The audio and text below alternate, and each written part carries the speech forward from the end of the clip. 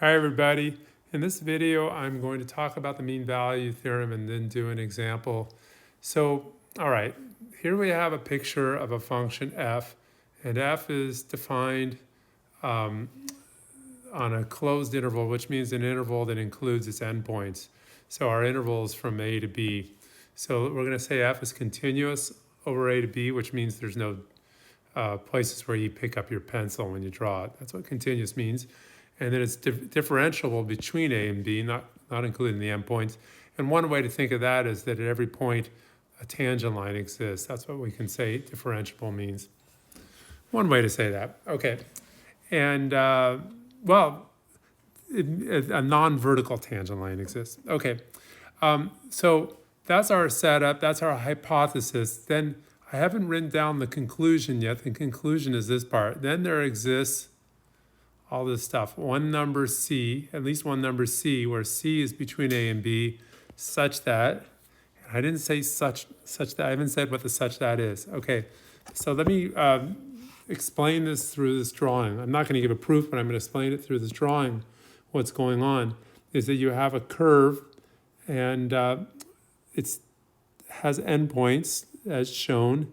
And what I do is I am going to draw a line segment through those endpoints. Okay, seems fine that I can do that. And maybe even call this a secant line, but whatever we call it, we can find the slope of that line. And the slope is just the slope of a line, rise over run, is the formula we use.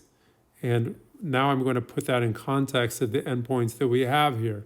The rise is the difference in the y values, and the run is the difference in the x values of the endpoints, or really any 2 points in the line, but these are the points I have as the endpoints. So I take the difference of the y coordinates at the endpoints, and I divide it by the difference in the x coordinates, and that's the slope of this green line. Maybe you call it a secant line. Now, what the mean value theorem is saying is there is a line that's parallel to this green secant line. There is a tangent line that's parallel to this green secant line. Okay, remember, two lines are parallel on the plane if they don't intersect. So the mean value theorem says that there is some point on the curve given by f where the tangent line is parallel to this green secant line. So here you can see this dot here. What if I draw a tangent line here? A tangent line just touches. That's not parallel. So the mean value theorem says there's some line where that's some point where the tangent line's parallel. No, not there. How about right here? Oh, a little bit closer. How about over here? No. Over here, no. No. I always like the Goldilocks analogy. A little too cold, a little too hot. Where is it just right? Where is the line parallel? Well, no, that doesn't seem it. But somewhere around here, it seems that we have a tangent line that's parallel.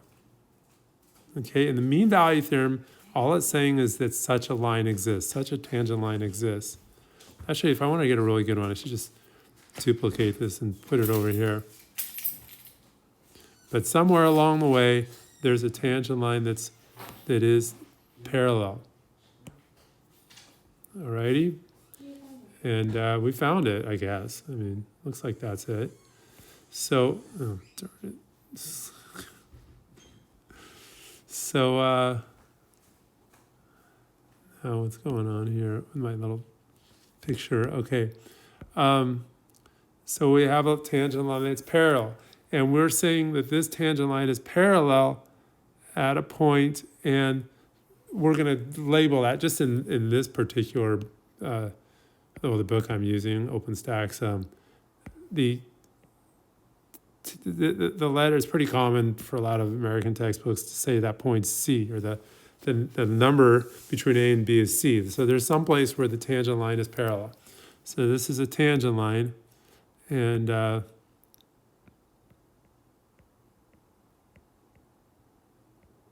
And we're saying that there is somewhere where the tangent line is parallel to this, maybe secant line.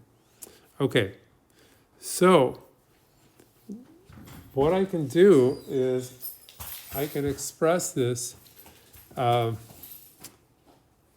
terms of calculus language. What is the slope of this line? Well, here's where we get into calculus. The slope of the tangent line is equal to the derivative evaluated at C. All right, now, that's the slope of the tangent line. It's the derivative. It's one of the main applications of derivatives, or the way we think about derivatives when we first explain it. Okay, so now keep in mind that two lines are parallel if they don't intersect, but it's also true that two lines are parallel in the plane if they have the same slope. So the final thing that I'm going to say over here about my conclusion to this statement, then there exists at least one number C, where C is between A and B, such that what I'm going to say there is that the tangent line is parallel to that green secant line at C, and the way I can write that is that the slopes are equal to each other. F prime of C is equal to F of B minus F of A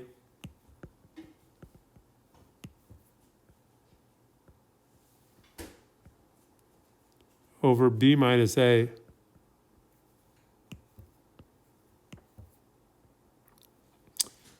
And that's it. That's the statement of the mean value theorem. I sort of like to keep it like that, but you could multiply both sides by B minus A and write, maybe I'll write it like here. I sort of ran out of space now.